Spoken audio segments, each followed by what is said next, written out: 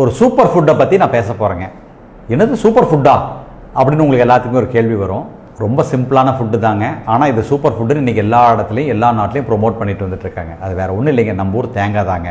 தேங்காய், தேங்காய் எண்ணெய், தேங்காய் பால் எவ்வளோ ஒரு ஆரோக்கியமான உணவு. ஆனால் பல்வேறு வருஷங்களாக பார்த்தீங்கன்னா நம்ம டாக்டர்ஸும் சரி, வெளிநாட்டில் கூடிய டாக்டர்ஸும் சரி, உணவு ஆலோசகரும் சரி பார்த்தீங்கன்னா தேங்காய் அதிகமாக சேர்த்துக்கிட்டால் உடம்புக்கு நல்லதில்லை, கொலஸ்ட்ரால் அதிகமாயிரும், இதனால் இருதய நோய் வர வாய்ப்பு இருக்குது, குறிப்பாக கரோனரி ஆர்டரி டிசீஸ் இது வர வாய்ப்பு இருக்குது அப்படின்ட்டு ஒரு கருத்து ரொம்ப நாளாக உழவிட்டு இருந்துச்சுங்க.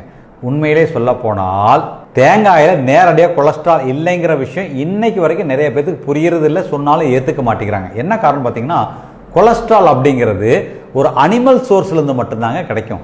குறிப்பாக முட்டை, மஞ்சள் கரு, பால், வெண்ணெய், தயிர், அது மட்டும் இல்லாமல் அசைவ உணவில் மட்டும்தான் கொலஸ்ட்ரால் இருக்கும் அப்படிங்கிறது தான் உண்மை. தேங்காய் எண்ணெய்ங்கிறது சுத்தமாக எந்த விதத்துலேயும் அசைவம் சார்ந்த விஷயத்துலேருந்து நம்ம எடுக்கிறது இல்லை. இயற்கையாக ஒரு வெஜிடபிள் சோர்ஸ்லேருந்து வருது, தேங்காயிலேருந்து நம்ம எடுக்கக்கூடிய விஷயம். ஸோ வெஜிடபிள் சோர்ஸ்லேருந்து வரக்கூடிய எந்த பொருள்லையும் கொலஸ்ட்ராலே கிடையாது.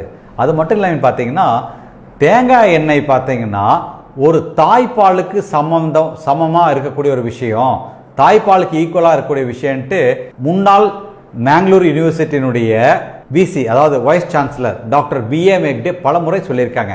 கிட்டத்தட்ட இந்த வீடியோனுடைய இன்ஸ்பிரேஷனே பார்த்தீங்கன்னா அவர்கிட்ட இருந்து தான் நான் சொல்லுவேன். பார்த்தீங்கன்னா அவர் பல முறை சொல்லியிருக்காரு.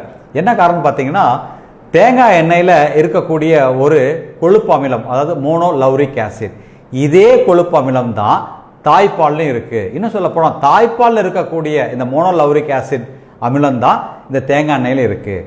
ஸோ தாய்ப்பாலுக்கு சமமானது இந்த தேங்காய் எண்ணெய். என்ன காரணம் பார்த்தீங்கன்னா ஒரு குழந்தை தன் தாய்ப்பால் குடிக்கும் பொழுது அந்த மோனோலௌரிக் ஆசிட் வாயில் இருக்கக்கூடிய அந்த எச்சில் சலைவால இருக்கக்கூடிய பான்கிரியாட்டிக் லைபேஸ் குழந்தைகளுக்கு இருக்காது. அந்த சலைவால இருக்கக்கூடிய லைபேஸ், சலைவா லைபேஸே பார்த்தீங்கன்னா இது ஈஸியாக ஜீரணமாயிரும். வாயிலேயே ஜீரணமாகக்கூடிய தன்மை இந்த தேங்காய் எண்ணெய்க்கு உண்டு, தேங்காய்க்கு உண்டு அப்படிங்கிற விஷயத்த அவர் சொல்லியிருக்காரு. எப்படின்னு பார்த்தீங்கன்னா வாயில் ஜீரணமாகி இந்த தேங்காயில் இருக்கக்கூடிய அந்த கொழுப்பு அமிலமானது இந்த கீட்டோன் ஆமாடி நேரடியாக உடம்பு பயன்பாட்டுக்கு எடுத்துக்கும் அப்படிங்கிற விஷயத்த இன்னைக்கு கண்டுபிடிச்சிருக்காங்க.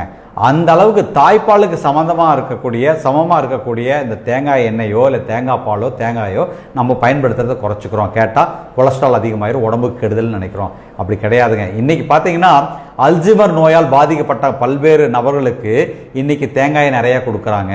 ஏன்னா அந்த தேங்காயில் உருவாக்கக்கூடிய கீட்டோன்ஸை பிரெயின் ஈஸியாக யூஸ் பண்ணிக்குது. அதன் மூலம் இந்த அல்சைமர் நோயில் நிறைய இம்ப்ரூவ்மெண்ட் கிடைக்குதுங்கிறது கண்டுபிடிச்சிருக்காங்க. அப்படிப்பட்ட அற்புதமான விஷயங்க.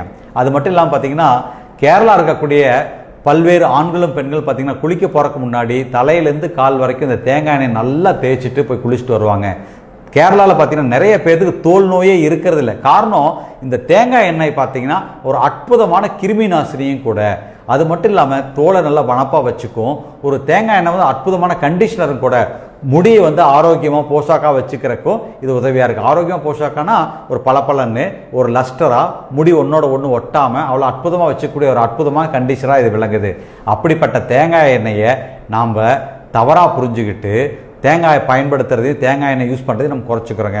கிட்டத்தட்ட 1940 60 வரைக்கும் பார்த்தீங்கன்னா அமெரிக்காவில் தேங்காய் எண்ணெயை ஒரு டெமனைஸ் பண்ணிட்டாங்க. அது ஒரு மோசமான உணர்வாகவே சொல்லிட்டாங்க. என்ன காரணம் பார்த்தீங்கன்னா அங்கே சோயா நிறையா ப்ரொடியூஸ் ஆகும் பொழுது அந்த சோயாக்கான தேவையும் விற்பனை சரியாக இல்லாத பட்சத்தில் அதை எப்படி மார்க்கெட் பண்ணுன்னு பார்க்கும் பொழுது அதே சமயத்தில் ஒரு பொலிட்டிக்கல் லாபியும் நடந்துச்சு.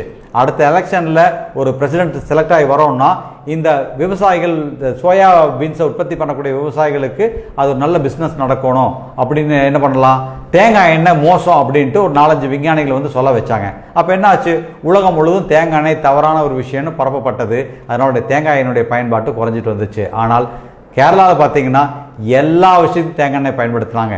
நேந்திரம்பழம் சிப்ஸாக இருக்கட்டும், மீன் பொரிக்கிறதா இருக்கட்டும், எதுக்காக இருந்தாலும் அவங்க தேங்காய் எண்ணெயை பயன்படுத்தினாங்க. நம்ம முன்னோர்களும் தேங்காயை நிறையா வகையில் பயன்படுத்திட்டு இருந்தோம். ஆனால் இந்த தவறான கருத்தால் தேங்காய் பயன்பாட்டினுடைய அளவு குறைஞ்சிருச்சுங்க. அதனால் தேங்காயை தாராளமாக பயன்படுத்தலாங்க. இன்னும் யோசிச்சு பாருங்களேன், அப்போல்லாம் ரெகுலராக சந்தவைக்கு தேங்காய் பால் எடுத்து ஏலக்காய் தட்டி போட்டு ஒரு நாட்டு சர்க்கரை கலந்து அந்த சந்தவையோடு சாப்பிடுவோம். அவ்வளோ டேஸ்ட்டாக இருக்கும், அவ்வளோ அற்புதமாக இருக்கும். ஈவன் நீங்கள் தேங்காய் பால் எடுத்து கொஞ்சம் தயிரோட கலந்து அவல் ஊற வச்சு அதில் கலந்து சாப்பிட்டு பாருங்கள், அற்புதமான ரெகுலராக சாப்பிடக்கூடிய தயிர் சாதத்தை விட இந்த அவல் தயிர் சாதம் அவ்வளோ அருமையாக இருக்கும். தேங்காய் பால் கலந்த அவல் தயிர் சாதம் அவ்வளோ அருமையாக இருக்குங்க. இவ்வளோ ஒரு மாமருந்தாக விளங்கக்கூடிய இந்த தேங்காயை தாராளமாக நம்ம உணவுல அன்றாடம் பயன்படுத்திக்கலாங்க. இது ரியலாக ஒரு சூப்பர் ஃபுட்டுங்க, சூப்பர் ஹீரோ கூடங்க. ஸோ இந்த வீடியோ உங்களுக்கு எல்லாத்துக்கும் பிடிச்சிருக்குன்னு நினைக்கிறேன். பிடித்திருந்தால் லைக் பண்ணுங்கள், கமெண்ட் பண்ணுங்கள், மறக்காமல் தேங்காய் உடைக்கிற மாதிரி ஷேர் பண்ணுங்கள் எல்லாத்துட்டையும். நன்றி, வணக்கம்.